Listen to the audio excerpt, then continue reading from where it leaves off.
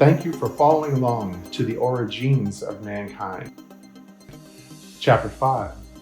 The Forgotten Human Apocalypto. Do you recall how back in elementary school we were encouraged to study the dinosaurs? It was part of the 4th or 5th grade curriculum, boys and the girls. Well, I was one of the kids that spent a lot of time drawing and learning about what roamed and swam and flew during the Mesozoic era, 65 to 251 million years ago. As an adult, I've decided that a lot of creative license was given to our paleontologists. And I've decided that all that studying and drawing of those long extinct dinosaurs and their fossilized footprints was a waste of time. What helpful anything can we actually learn about ourselves by studying the reptiles that lived here on Earth hundreds of millions of years ago? Not much.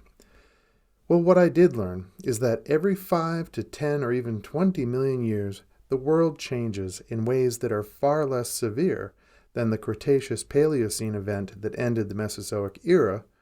Less severe, yes, but still earth-changing. These multi-million-year phases are called epochs, and there is no certainty as to what actually causes them. How can anyone be certain of the less severe earth-changing events that happened 10 or 20 million years ago? Yet they are known and recognized points of change along Earth's million-year and billion-year timeline. But here's the thing. Did you know that the epoch that we are in right now, the Holocene epoch, is essentially brand new? When compared to other epochs, it's like a 5-day-old baby. Yeah, brand new. Did you know that? It's okay. Very few people do. We humans started our evolution in the Pleistocene epoch, i.e. the Ice Ages, millions of years ago. But that epoch ended only 11,500 years ago, and it was an extinction-level event. This is very important to our human history because it's so close, and because all sorts of megafauna died. And by megafauna, I mean woolly mammoths, saber-toothed tigers, giant sloths, and many more. These were larger mammals, very much like ourselves, and now they are gone. Forget the dinosaurs. Why aren't we urging our kids to think creatively about what the last epoch was like and what ended it? Why aren't we challenging our scientists to fully clarify and define what happened? And we are now coming to the realization that, in addition to the megafauna of North America, it was also the end of a global advanced civilization. We are now learning that Giza, Sacsayhuaman, Baalbek, and Göbekli Tepe are also 12,000 years old. The megafauna died and a civilization that existed alongside them ended. And I have to say ended because they simply disappeared. It's a big freaking mystery. Disappeared. The growing theory is that a meteor hit the Earth 12,800 years ago, and a second one hit just 11,500 years ago, and these two meteors ended the Pleistocene epoch, i.e. the Ice Age, and ended the mystery civilization that existed here on Earth at that time. But the meteor theory doesn't match the few clues that we do have. 1. A meteor wouldn't have left scorch marks only on stoneworks in Egypt and in Peru, and yet no scorch marks on other stones that stand elsewhere in the world. 2. A meteor wouldn't have killed the woolly mammoths and all the megafauna in North America, and yet spared the elephants and megafauna in Africa. Mammal extinctions would have been global. 3. And any recent meteor strikes, heck, 2 recent meteor strikes just 12,000 years ago, would be easy to find. Topsoil-free scorched earth is obvious, and nearby there would be buried evidence of lost villages and lives that ended suddenly in the tragedy, buried under a thin layer of global atmospheric dirt and fire. 4. And meteors wouldn't have given enough time to bury places like Göbekli Tepe and Sacsayhuaman and the Serapeum. Nah, it wasn't meteors. It wasn't that kind of abrupt global event. The advanced civilization that was here had time to collect their dead, to pack up their tools, and to bury a lot of things. Then something arrived, destroyed what hadn't been buried, and took them all away. Was it a rescue, or was it a harvest? Perhaps nobody will ever know for sure, but the cities and cultural centers of that day were torched and knocked over. Parts of North Africa and North America were laid to total waste. The city of Tanis shows massive amounts of scorching from an unknown weapon. It was not a total loss of earthly life, meaning it wasn't nuclear, but rather a selective and targeted apocalypto. But what was the target? Apparently it wasn't the ancient architects who built the pyramids and Sacsayhuaman and Baalbek. No, by all appearances the ancient architects went willingly. If it had been an unwilling event, I'm sure that we would have found a cave by now that had the bones and tools of one or several ancients hiding in it. Yes, bones and tools. 12,800 years ago is not that long ago. These items would still be hidden. Yeah, it's pretty clear that what happened 12,800 years ago was a rescue and then a targeted apocalypto. If you search your deepest thoughts and your deepest emotions through meditation or through your dreams, you know you can feel the truth. All humans were hunted to near extinction 12,800 years ago, chased into the caves and slaughtered. It was a global task, and it went on for decades. But why? First, before we continue, I need to make sure that you have watched the previous chapters, especially Chapter 2, The Missing Link, as it's essential to watch these chapters to the Ori-Genes of mankind, sequentially. If you have, then good. Let's continue. Here's the story within this story. Relax now and put your mind to a different time, a totally different time on a beautiful blue and green world. Imagine planet Earth in the year 2421, 400 years from now, and it's gorgeous. It's not at all how so many people envision this Earth after the next 400 years. Earth's human population is way down to only 2 billion people. The pollution is gone, and the atmospheric debris has been cleaned up. The oceans are blue and full of fish, and the forests and wildlife have recovered. One event 200 years earlier in 2221 made everything change. And that was when Outlander 14 actually reached its assigned planet, Centauri 5, which is 80 years from Earth. Yes, 80 years. The colonists that finally stepped onto Centauri 5 were the great-grandchildren of the original crew. They reached it, and they found that it was habitable without suits, but only during the early morning hours and then during the sunset hours of its 50-hour daylight rotation. During the height of the 25-hour day, the heat was unbearable, and during the very long 25-hour nights, everything would freeze. Otherwise, the atmosphere and the gravity was very similar to Earth. Fortunately, there were a lot of caves and natural tunnels that provided a temporal moderation. Centauri 5 was going to be a very strange place to live and a difficult place to grow crops, but it was possible, and just a month after the colony set up their first cave-bound habitat, one of the crew gave birth to a bouncing baby girl.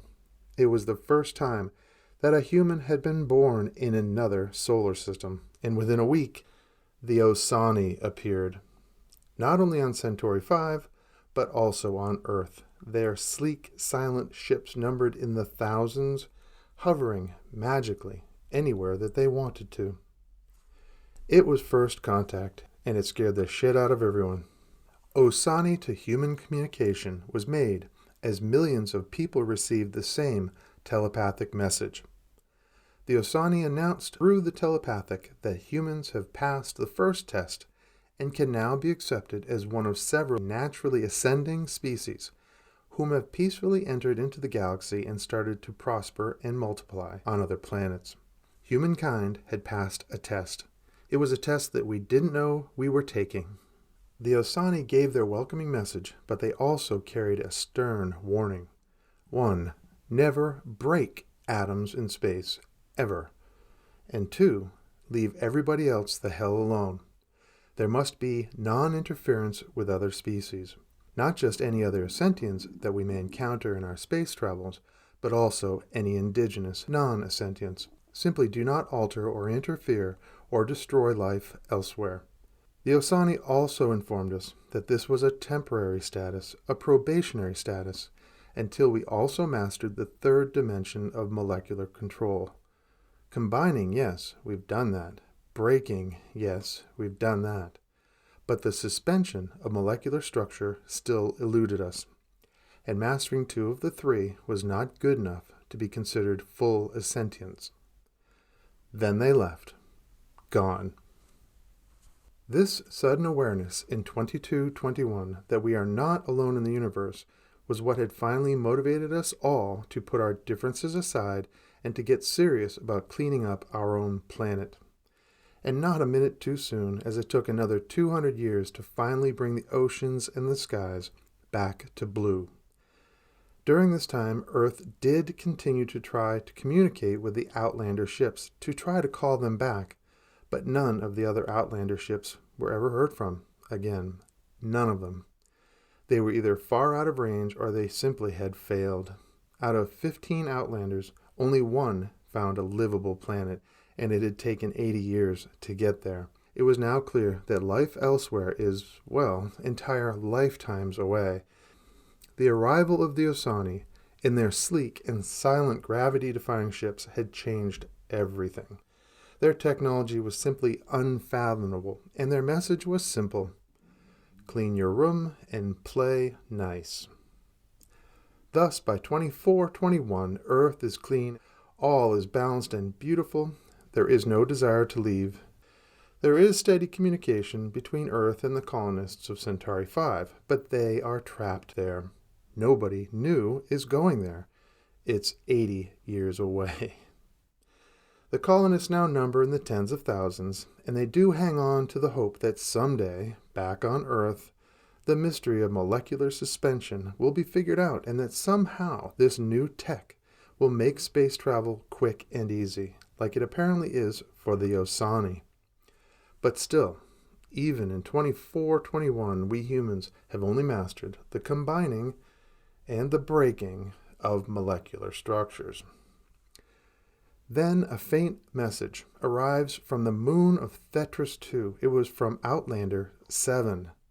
Confusion and excitement spread as it's learned that Outlander 7 had traveled 140 years, and they had been surviving all of this time for an additional 160 years on a moon in the Thetrus solar system. Wow. And now they had finally found a way to boost their signal to something strong enough to reach back to Earth. It was a digital homecoming and truly a day to celebrate, and so the slow transmit and wait communications then started. The limited and variable bandwidth available to the power source on the Moon of Thetrus 2 was quickly maxed out as Earth and MT2, the Moon of Thetrus 2, shared all that had happened in the 300 years that had passed since the Outlanders had left Earth in 15 different directions. Photographs and videos were squeezed through the light band in both directions. The colonists of Outlander 7 learned about first contact with the Osani. They were shocked and yet also naturally scared. And yet still, it was a week's worth of bliss for both Earth, for Centauri 5, and for Outlander 7 on MT2, as all 3 planets caught up with each other. Humans were now on 3 solar systems. Keep in mind that the Osani were doubtless also listening, as they always have been. But they hadn't known about the Moon of Thetrus 2. Then this picture was transmitted. Now what do you think would happen next? Well, Earth informed MT2 that they had violated the primary rule by upgrading an already evolving and capable indigenous species. Fear gripped all 3 worlds, as nobody knew what the Osani were going to do. For the colonists of MT2, the first step was to secretively warn their helpful indigenous friends.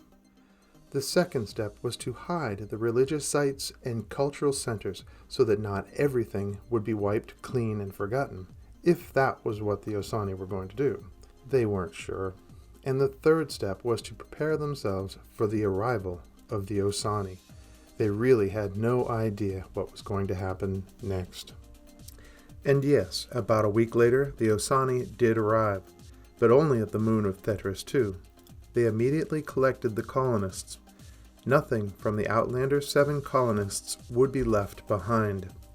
Then the Ossani set to work destroying the genetically upgraded indigenous. It was apocalyptic. Fires burned for weeks.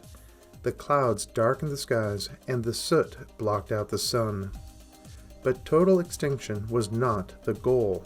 No, the rule of non-intervention still needed to be followed. It was actually a rule that was started by an even more advanced sentient species millions of years older than the Ossani.